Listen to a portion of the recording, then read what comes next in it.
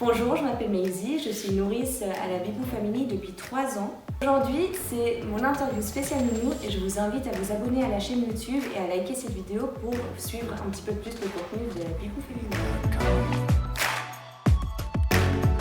Alors, avant Bibou Family, j'étais en confinement.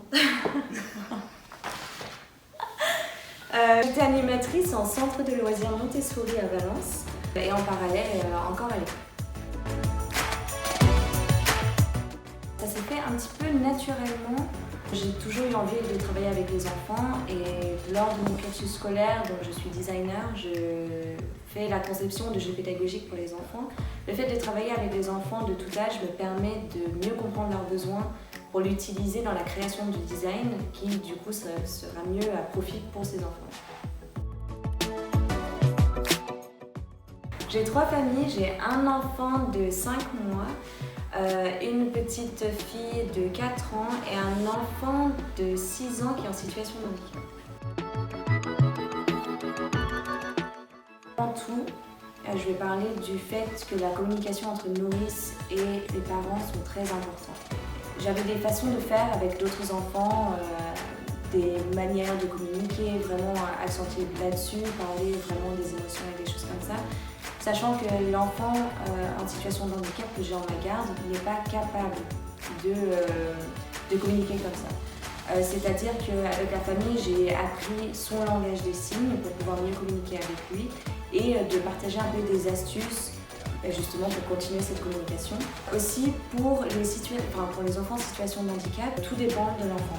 Tout dépend de son handicap aussi. Par exemple, l'enfant que j'ai en ma garde, comme je vous ai dit, a des difficultés de communication et du coup il va avoir plus de difficultés à communiquer sur ce qu'il a envie de faire ou ce qu'il n'a pas envie de faire.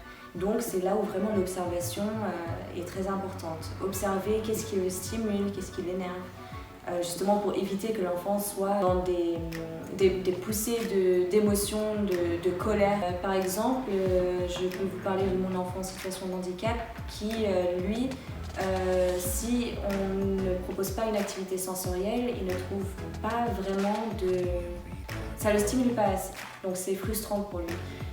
Donc ça peut être de la musique, ça peut être des matières, créer de notre propre pâte à modeler, casser des pâtes, jouer avec l'eau, mettre des colorants dans l'eau.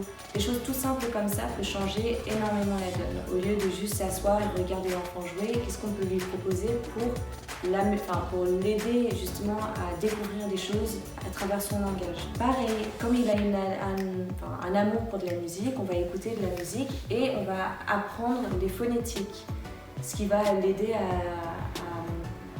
à développer son sphère de développement du langage. J'en suis assez fière, bon, je suis sûrement pas la première à qui il l'a dit, mais c'est vrai que samedi dernier, par exemple, pour la première fois, il a réussi à me dire « je t'aime ».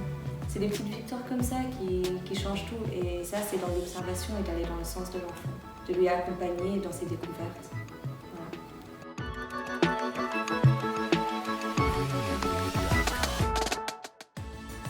J'ai quelques diplômes en poche en ce qui concerne l'enfance. J'ai mon BAFA qui me permet de travailler avec des enfants entre 3 et 18 ans.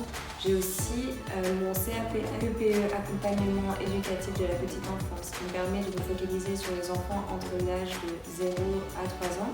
Pas de formation spécifique en ce qui concerne la garde d'enfants en situation de handicap. Justement, je suis dans une famille qui ne le voit pas nécessairement comme une nécessité, comme c'est un enfant aussi qui est scolarisé comme tous les autres enfants. Après, je pense que ça peut dépendre aussi des besoins, des envies des parents.